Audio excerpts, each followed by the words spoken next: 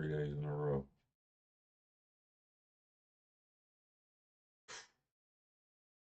We thought we'd have made it, boy. But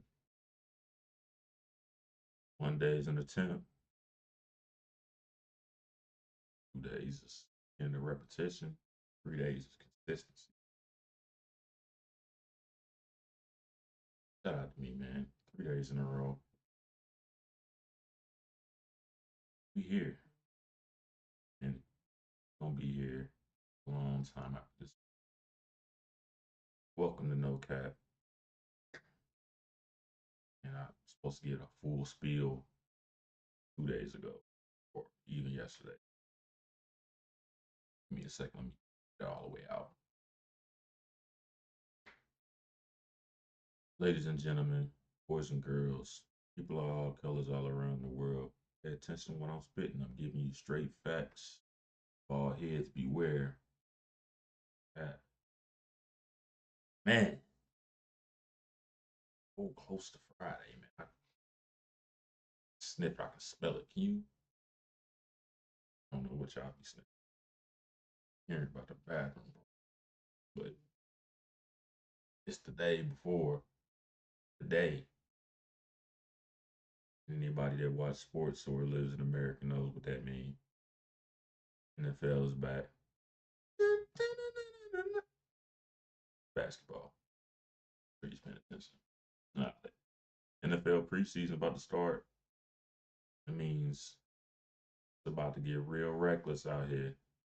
People claiming their teams, clamoring, getting they fantasy football teams together, getting their drafts scheduled, getting ready for tailgate season, buying all the jerseys, all the little flags, getting their face paint ready. The white people that be in the cold weather getting ready to paint their chest and shave their nipples. Nothing on that. NFL is back. Back. The Hall of Fame game was last week, but I don't really count that. Nobody recognized, nobody that played. But the official preseason is here, which means not only are the games about to start up on the field, games about to start up in the streets because you don't pay attention. Football season runs hand in hand with spooky season, which also runs with fall wardrobe season, which is its own thing, which all leads to Big C.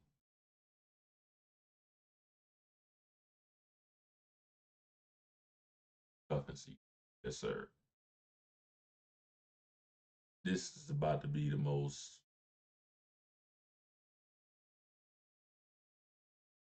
unpredictable cuffing season in like recent memory. Because folks, man, what you can sneeze and be in and out of 3 relationships these days. So cuffing season coming around, man, it's about to go from individual handcuffs to a chain gang.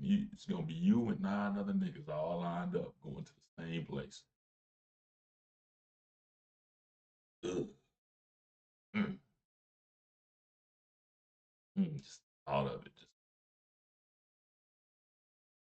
almost, bro. There's about to be so much sharing going on, and with the cold weather starting to creep in, ain't nobody outside. They're not running the streets. Folks is in the house, and when you in the house, the people got to come to your house. So folks about to get work like shifts. How come I can only come over on Tuesday at 8 p.m. and I gotta leave at 11 p.m.? Your shift is up, brother. You ain't getting no OT. Go ahead and do your 3 hours community service. Get on about your way. 'Cause it don't belong to you. It don't belong to nobody. It belong to the game. The game is cup season. So Get your chin strap, get your shoulder pads, get your honey packs, and they can get your cup. Um, it's about to be treacherous out here, man. Like, with all due respect, I try to stay away from cuffing season because, man, it streets full of actors, man. I've never been good at acting because cuffing season used to be, man, it's getting cold.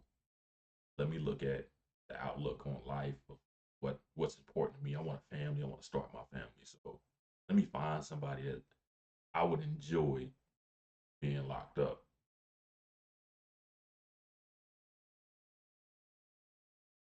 with when it's cold outside and I can't just go outside. That turned into it is cold out. I don't want to go out. How can I bring it indoors with me? Which is about to turn into, just my opinion, about to turn into, yeah, got the party. Who house it at? I don't mind getting cold just as long as I can do outdoor shit indoors. Man, how far have we fallen? I wouldn't dare try to do none of that outside in the street shit in the house. I don't know what my fault. I was raised. Once you reach the door, once you touch the screen door, you got to be a completely different person. Everything that was impulsive about you, it had to stop at the door. Otherwise, you might get drop kicked through the screen. Then you got to fix the screen because you letting all the bugs in the house. Well, but no more screen doors, man. Them hinges is getting used. No WD-40. Them things is dry but loose. Up in the name of love. Ooh, it's about to be wild. But if you're not participating, we live in a social media world, so you ain't got to be there to even experience it. Cuffing season has become a spectator sport, which is wild because you got to participate even as a spectator if you're so inclined to do so. What do I mean? Let me explain it to you. So, everybody is pretty private about what their belongings are, what their happenings are. I want to show you enough for you to be interested, but I don't really want you to know what the actual ins and outs and details of my moves are, which is easy when you're outside. You go on a date, take a picture of just the food, have the person I'm with take a picture of me outside, act like I'm just with my friends. Or take the picture before you go. Look at my outfit. Got the outfit for something. But cuffing season coming. It's gonna be real tough. It's gonna be a lot of just subliminal posts. It's gonna be a lot of memes. It's gonna be a lot of comments and reaction. It's not gonna be as many pictures as you thought because I can't be showing you who I'm with. I'm with somebody, baby mama, I'm not supposed to be with. I'm around somebody kids, and these kids won't let me relax. I'm taking a picture in these sheets, and then 15 of y'all might recognize these sheets. Nasty. But these, man, like, I got to share my social media. I got to let you know what's going on because I don't want you to stop paying attention. I don't want you to know too much, but you not to care. You don't need my validation. You not looking for me to lead you. Nah, I can't have that. So I'm gonna share just enough just to keep you interested. Gonna be sharing a whole bunch of old videos. This is around the time of year when high school drama start popping up. Who did what with who? Who's doing what? Who thought what? all of these crazy things happening, and then the unfortunate part that comes with it is it's like the kickoff to cuffing season is the purge, and I mean like that purge. You never looked into it. You got a smartphone, you got a laptop, a tablet. I need you to Google what month has the most homicides, and then you can just add your city. But in what month do majority of homicides happen, or what month has the most homicides compared to the others? And you'll see for a few of the cities I've lived at, and the one I'm in now, reporting to you live, no cap, feel me? October.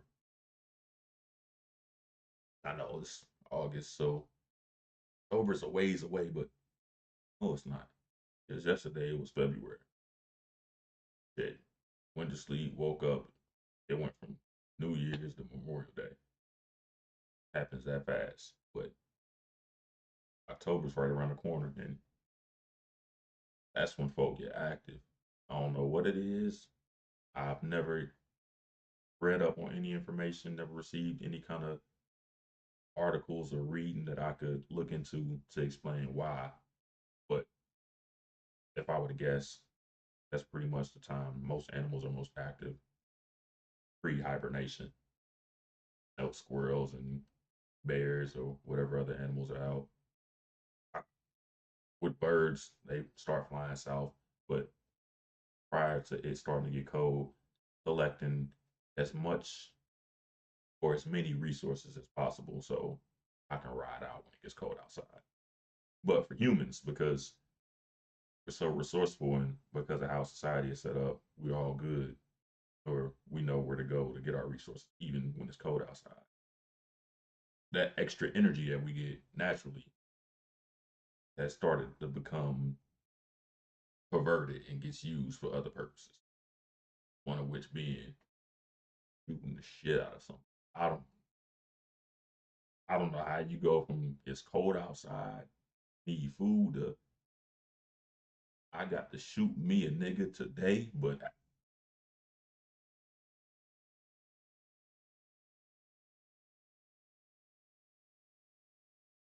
that's just how it works. Folks get active. So you got the hustle and bustle of football going. I need to figure out where my spot is at. What bar are we watching football at? You a Eagles fan? What bar are we meeting up at? Kansas City fan? What bar are we meeting up? Even if you're not even in those cities, there's a collection of Vegas Raiders fans in Buffalo, New York that got their own bar. And for every team in every city, there's like their little hubby holes of fans that all agree that this is the spot for the entire football season, which is dope. So while people are scurrying to find their spots, they're also scurrying to get their fantasy football teams together. With sports betting getting so big, I'm picking out what people I'm gonna follow, what bets I'm gonna respect, and who's a respected better that I'm willing to put in my contact list for these bets that I got coming up. Because women are starting to bet more now as well.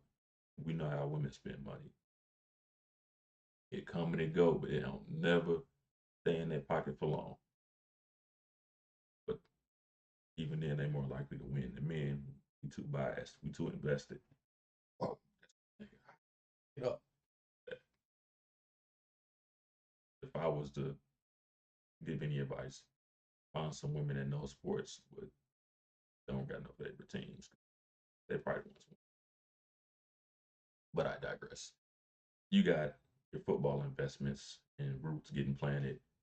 Then you got your social roots getting planted because even the family gatherings and the social gatherings with people who are already in relationships or not even thinking about dating, the groups of people they used to hang with and the places they used to go, start to pull that back, start to turn that down, where I'm not going out as much. If anything, I'm planning bigger vacations around holidays.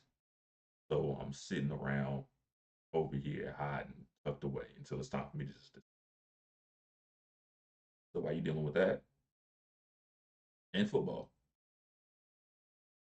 and you got to change your wardrobe up, got to get some new clothes, got to get your car together because you're in a place where it snows, need your winter tires, make sure your brakes and everything is checked.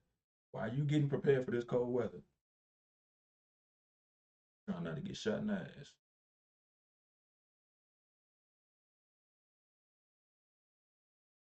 Tough, tough out here. And if you single, nigga, you got to get your wardrobe up just so you can get attention. And then you don't even have the same amount of time to even be out and be seen. So you got to be more impressive, more intent. You got to be more detail oriented on what you do and when you figuring out where your social life is going to come from. Because seasonal depression is a thing. So you got to pick your spots on not only when you want to date, but when you want to go pull up on your people that you already hang with. Then after you get past that, man, now I gotta pick and choose not only who I'm trying to with, but who I wouldn't mind being bored around. Because that's the important part of cuffing season. Like, you got, I got to look over, see you sitting on the couch, and not my first thought, not just be, hey, bitch, you got to go home. You got to find somebody, not even somebody that you want to stay the whole time. Just, folks, I would trust you to sit right there while I'm in the bathroom.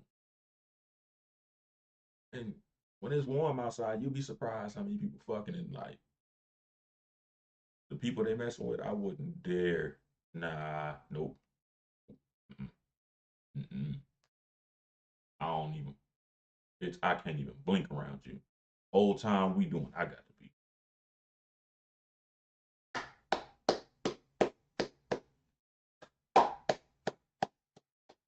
I can't trust you. Now imagine sitting around somebody having them in your crib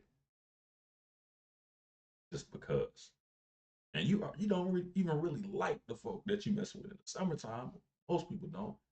So you got to find somebody that you like even just a little bit for cuffing season. Then you gotta hope you ain't the only mother they like. Cause then both of y'all show up on the same day. And depending on who the person is, you got to worry about not getting shot in your ass. Again, because this one and that one they connected. I got to find somebody I like that's not gonna get me hurt because somebody else like them a little bit more. It's easy. But go ahead and place the over on Joe Burrow on passing yards. Or Chase out there somewhere, chuck it. And we here. Offense. Bell season. It's how will you manage? But that's just me, man. That's my perspective on it. That's how I thought about it. In all reality, most folk gonna find a good three, alternate between the three, and if any drama pop up, then I'm gonna be right back outside, replace that slot. A bet I wish I could make. What's the over under on babies being? That that would be something folks would bet on. Give me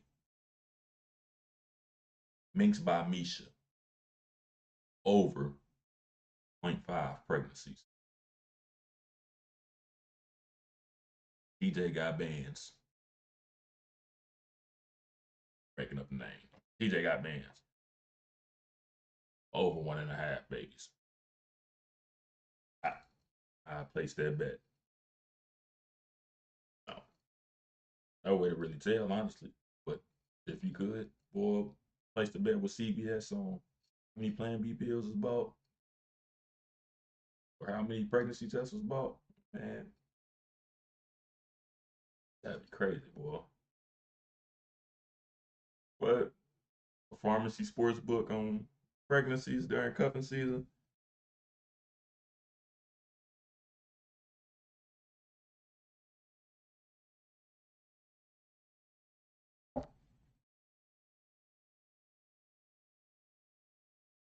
crazy idea, but I guarantee you.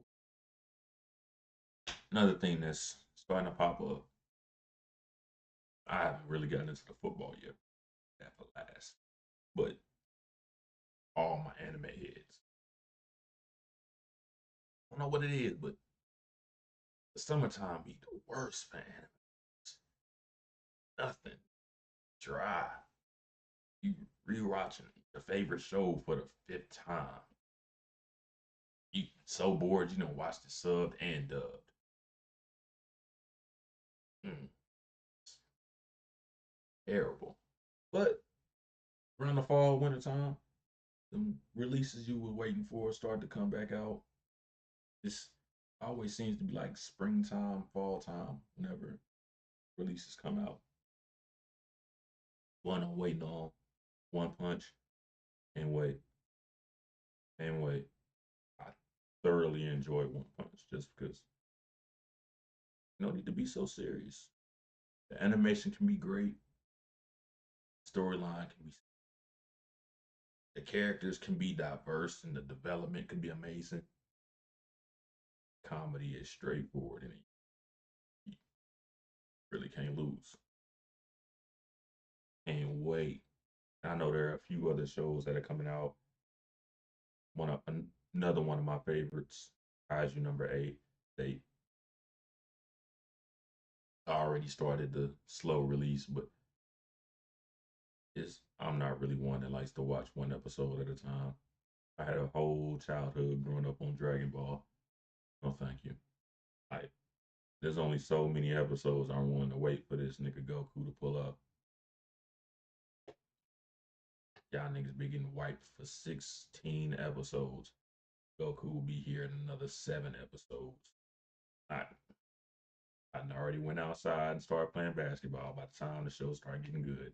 I've been waiting for the fight, but the time it get here, I'm like, dog, I don't even care no more. Everybody can die. Like, and even as an adult, still got that in me. Man, I got to watch this one episode at a time. And then with social media getting there, and because I watched it, they tracking us.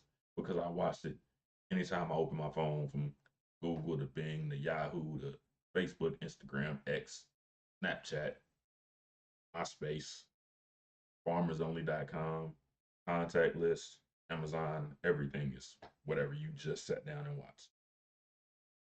Shit, you might as well get a phone call from the FBI saying, "Hey, brother, if you had to rate that 1 through 5 stars, what was it?" Off my phone. They, they might as well, because that's exactly what's happening.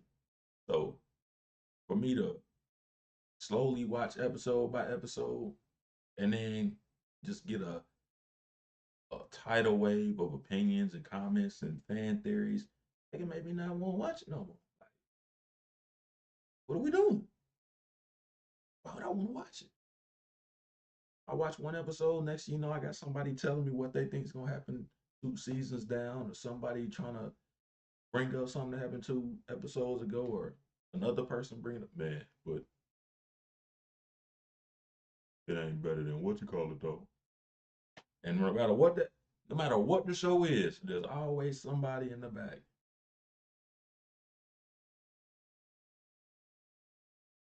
Wasn't better than Naruto. And even though I'm a fan of a show, come on, bro, don't need that. Don't need it. So I don't even participate. I try not to watch the show at all. Any show that I mess with, once the season is up and they say we got a new season coming out, I'm not doing the week by week play. Go ahead and wait for the full season to be dropped. I'm gonna wait for everybody else to stop talking about it, let them pick up whatever the next thing is for them, and I'm gonna watch it so that my perspective isn't clouded or being influenced by outside sources. I don't want to look at it a certain way just because somebody felt a certain way about it. And regardless of who you are, how you think, or how you behave, we human.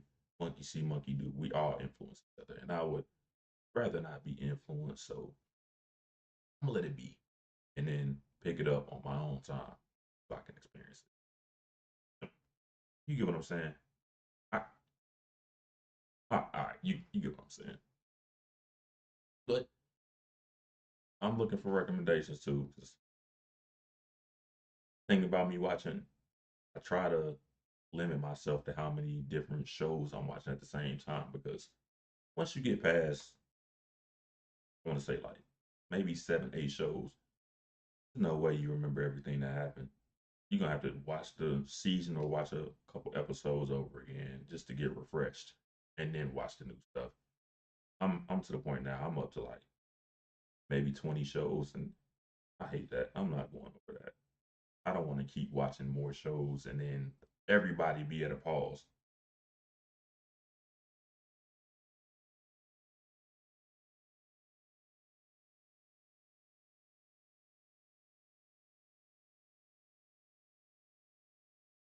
Just waiting for the next season. And until you wait for the next season, let's pick up another show because they just dropped another one. I got a few friends like that. Watch hundreds of different anime. I'm like, bro, it ain't no way you remembered all of that. It's Japanese. They got the same names. There's almost a Sakura in every third anime, or there's a similar name in every show. So if I say Kazawa, for example, he talking about 20 different characters. I don't need all of that chaos. Let me keep it simple. Let me watch this show to fulfillment till it's finished, until there's nothing left. The end credits. Have my perspective on it, look back on how I felt about it, how I would rate it mentally. I'm not gonna share it to other people because I don't want my opinions and my perspective to influence your enjoyment. But once I've done that mentally and I take account of what I liked and what I didn't like, ooh, now let me get to the next thing and do the same thing. But spreading myself too thin amongst shows is not for me. I can't do it. But there is one thing that I can watch every single one of and makes perfect sense. NFL football games. If it's crazy, if you would consider every individual game as like its own show, it's crazy how much of it we remember.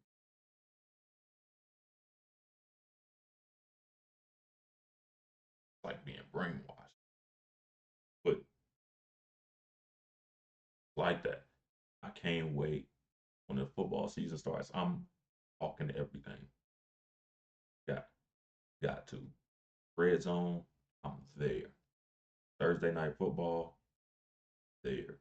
Monday night football, there. Hell, they got football games every day of the week. I said maybe Tuesday. Tuesday might be the only Tuesday or Wednesday, one of the two, depending on what day Christmas falls on. There's a football game on every day of the week. I'm watching it like violence, like the camaraderie. I like the teamwork.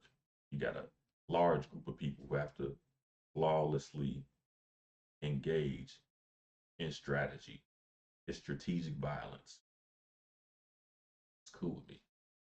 Unfortunately, though, Vegas Raiders fan, so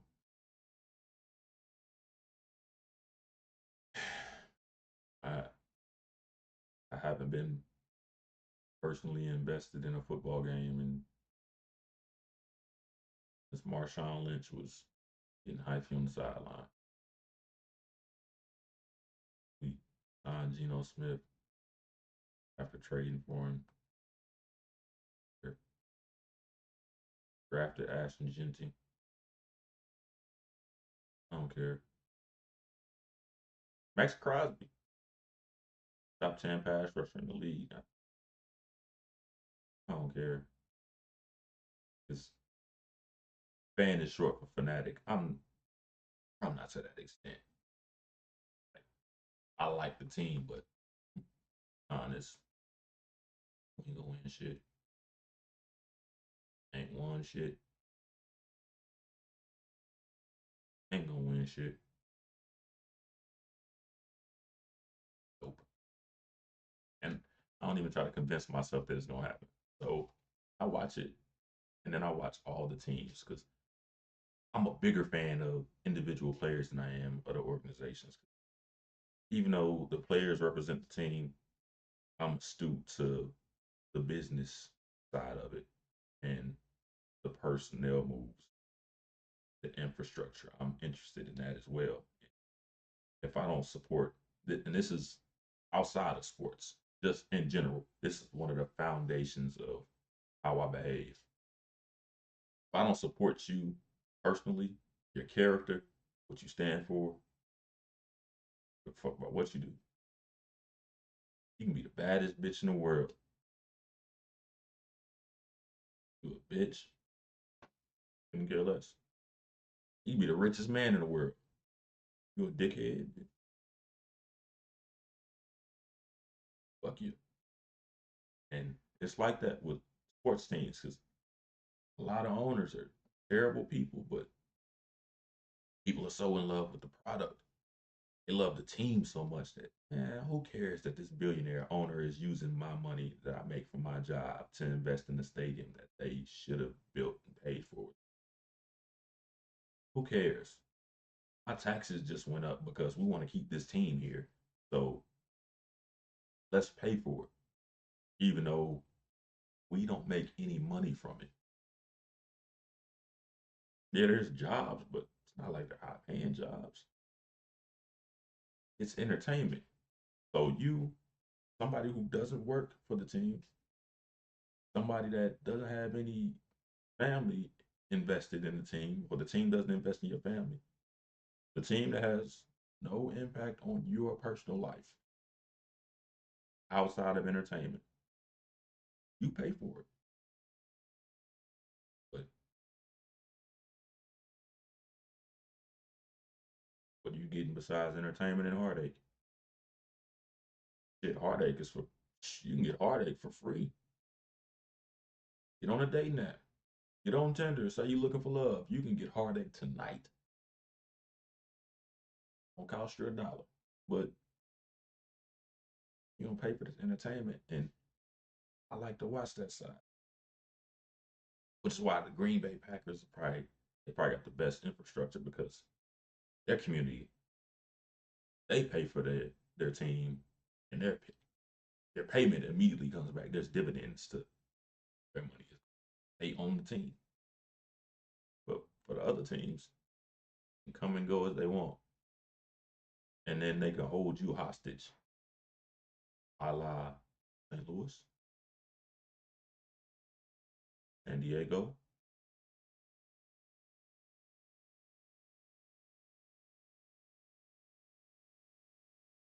Exactly.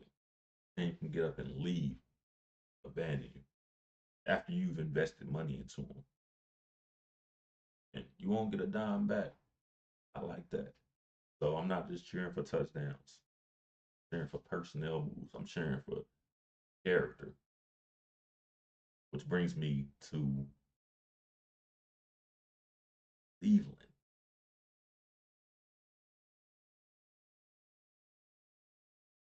and the Cleveland Browns, which is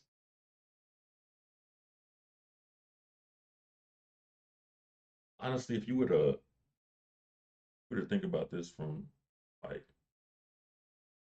an unbiased perspective, I don't know whether to root for or root against Jimmy Haslam because on one hand, hasn't had any success as the owner of the Browns. But on the other hand, he's responsible for riding for a lot of niggas that most people would not support.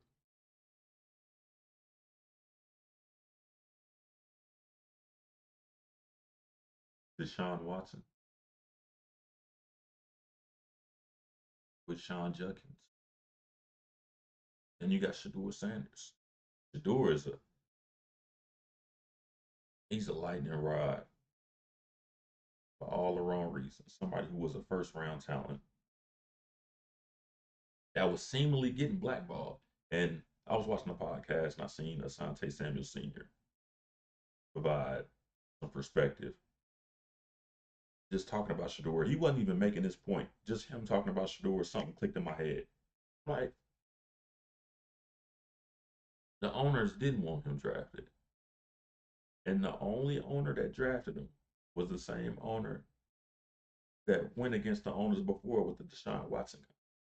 And it's not even about Deshaun Watson as a person. So for the people who like, man, fuck him. I mean,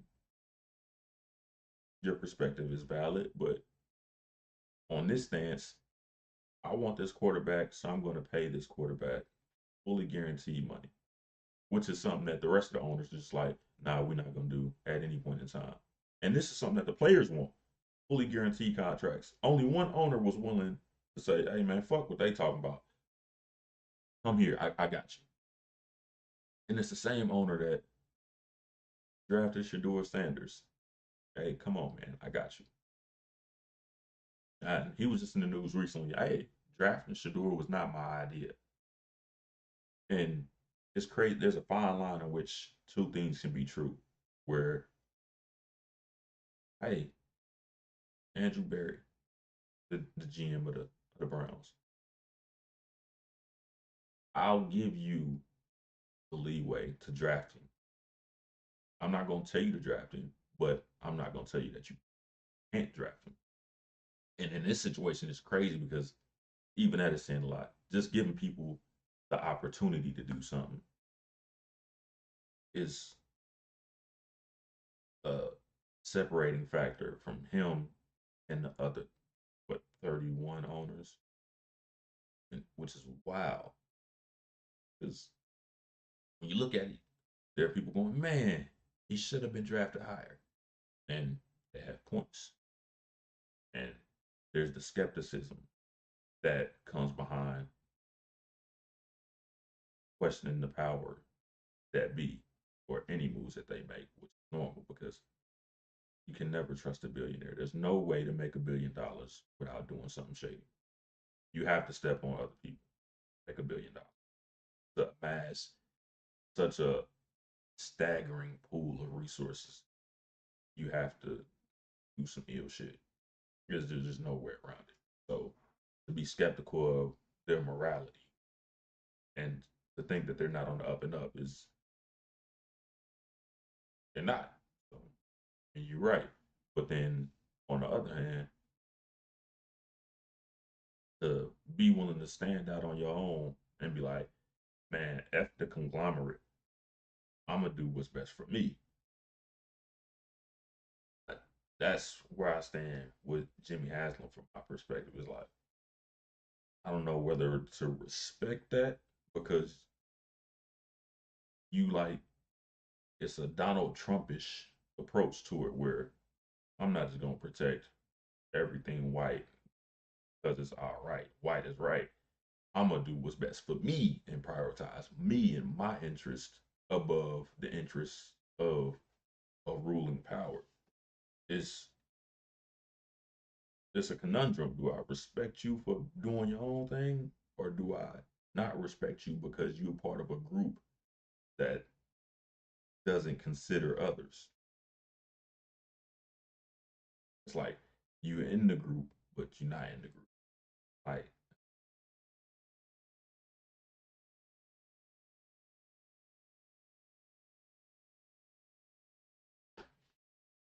I don't know, man. It's tough to think about. Then you get down to the actual quarterback, Shador. Man, it's tough. He's in a position where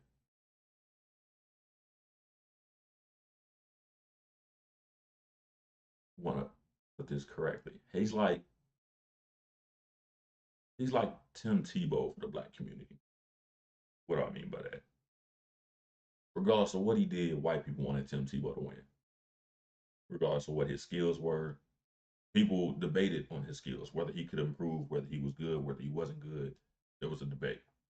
But regardless, the majority of people in his racial class wanted him to succeed and thought he was a good person. Same thing with Shador. There are people who debate whether he's skilled or whether he's not skilled, whether he's good or whether he isn't good, what the flaws are, what the pros are. But majority of people from his racial class consider him a great person, a great young man, and want him to succeed. So, like, you got the support, and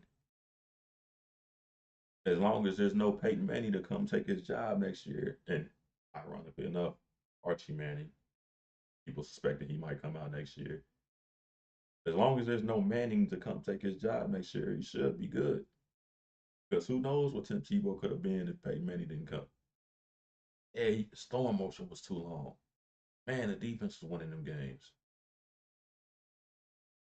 He had more playoff wins than majority of the quarterbacks in the league at the time. Andy Dalton's still in the league. Andy Dalton is still in the league right now. Tim Tebow got more playoff wins than him. So if Tebow had that runway, if Shador has the same kind of runway, I mean, where could he land? What are the possibilities for his career? And he's on a short leash too because he has a great last name, but white people hate black excellence.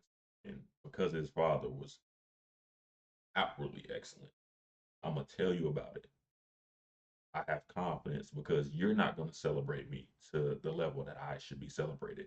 So I'm going to celebrate me. And I'm going to allow those around me to celebrate me as well. White folk don't like that. So for your father to be such an upstanding man, and then for you to follow in his footsteps in the same rooms that they talk behind his back, for you to walk into that room with him no longer being there. All the knives they sharpen for him, they now turn around and looking at you for. Well, that's a lot of pressure, but to end up anywhere and have the opportunity to do it anywhere. Cleveland, as crazy as it seems, Cleveland is the perfect spot. No QB success, no identity, no real competition, no history of having really a great quarterback. Their best quarterback played, what, around World War II? Man, pictures was in black and white. You got the perfect opportunity. And there's stories like that for so many different players, so many different teams. So with Hard Knocks coming up, right now it's Buffalo Bills for training camp. Then I think it's the NFC East during the season. Hard Knocks to show you those stories behind the scenes, and then for you to receive that kind of information. And then all these teams have social media pages now, so you're able to pick up all of these different content points and to learn more about the people you're watching. It's making the players bigger stars. It's making the game bigger, but it's also kind of taking away the power of the NFL, unbeknownst to them. Because as you start to build relationships with the players, you start to lose a little bit of your relationship with the product because it's no longer just about the X's and O's. Now about the Jimmys and Joes. I need to know where this player is and why they're getting playing time or why they aren't. What team are they going to? Where are they playing now? All of these things are starting to matter because sports betting is getting big. Fantasy football was one thing, but it was more so for people who were already heavily invested. But with sports betting, I need to know who I'm putting my money on. Do I trust this nigga or not? I'm watching Hard Knocks. This motherfucker got 17 kids, 11 baby mamas. Christmas is coming up. I'm betting over on everything. I don't care how big his contract is. You got that many kids. You got to buy gifts for that many people. You on child support. It's holiday season. This nigga about to play out of his mind. They're averaging 6 receptions a season. Holiday season, he gonna have 6 in that game. So anybody betting on Tyreek Hill, I guarantee you, look around the holidays. See what he do around the holidays. Especially any player who's in a contract year or doesn't get paid that much, put money on them. Got to. It's make or break. If you don't, prime time games is one thing to pay attention to. So most of the holidays are prime time games. Somebody in contract year, or if you got any information on from social media pages or you follow them on social media and you see what kind of person they are and you can pretty much deduce what's important to them, it makes you more informed as a better. I know what this person's personality is like. Watched them since college. I know what their talent is like. I'm on content watch all the time. I see what injuries he might have, what injuries they don't have, whether they playing through the injury or not. All of these things come into play when you placing your bets. Because then you can track not just performance but human behavior. And with the social media age that we're living in, the psyche is becoming a lot more important because it's no longer I'm a lunch pail guy. I'm gonna check in, gonna play the game. I'm gonna go home. I'm gonna go about my business as a grown man. Now it's man. I wonder how many likes I got. I wonder how many shares it's got. Let me look up my name on X. Let me see how many people are tweeting about me. Let me see what's going on around my name. Let me see what's hot right now. What rapper is doing what? What movie is coming out? All of these things are starting to come into play. Damn, basketball about to start up. Them niggas. All of these things come into play. And the psyche is starting to become more important. So if you mess with somebody with a fragile psyche, man, ain't gonna be shit on shit. Niggas that's painting their fingernails can't make this up. Last year, I'm with a few of my guys. We having a conversation about sports in general. I just make the claim playing. Any man that paint his fingernails, you can pretty much bet that they're not gonna be a consistent baller in any sport. Like, what you mean? For example, Jalen Green. Hell no, I don't believe in Jalen Green. Ain't no way. Ain't no way. What? Nigga, no. It ain't got nothing to do with basketball, but at the same time, it got everything to do with basketball. Because if you're doing stuff like this, you can't be serious. Why are you taking that much time out to make sure your nails is done? Because majority of the people I know that participate in sports, or not even sports, just any man with a profession, a man's job is typically going to be something that's connected to manual labor. The more labor you do, the worse your hands look, the worse your nails look. No matter how many times you do your nails, especially if somebody that plays football, you can keep your nails trimmed. Something is going to happen to your hands. So worried about the aesthetics of what your nails look like is counterproductive. Basketball. If you're playing basketball correctly, you're going to break a nail, you're going to jam a finger, you're going to sprain an ankle. Your hands are going to look fucked up. You're going to get scratched up. You're going to get bruised up. So if I see somebody paint their nails, man, this nigga ain't no way. Trying to protect your nails, man. It ain't no way you playing the game how you supposed to. And lo and behold, Jalen Green, dead. Caleb Williams, dead. Jordan Clarkson. I bet y'all don't even know where Jordan Clarkson play right now. I don't. Never mind. He in New York with the Knicks. But ever since he started painting them nails, man, like you can't make this up. It's, it's a pattern. The most inconsistent play come from them folks. If you bring up their names and the folks that paint their nails, if you bring their name up, it's typically aligned with inconsistency. That I couldn't tell you why. It's something psychological. They have to go to a therapist. The therapist will have to let everybody else know, but that's how it is. So if you got that inconsistency from folk that's getting paid millions of dollars, which basically funds their entire lifestyle, bleeding down into people who are putting money into the games, money that they're using to fund their own lifestyle, or that they're choosing to watch as entertainment, which affects their lifestyle and their quality of life. And it's expansive how much that sports and entertainment is starting to impact quality of life, from rap beefs, people on one side, man, F you and F him, getting into it with friends based on who likes who because of morality stances. Sports, you like that team, I like this team, man, F you. If it's starting to affect people, quality of life, psychological approach to their life because of their investment, imagine what the season is going to look like. Not on the field, but in the streets. Already getting cold. This motherfucker done threw 5 interceptions last week. Lost all my money. Fucked up my parlay. I lost my fantasy football league. This motherfucker behind me keep riding on my bumper.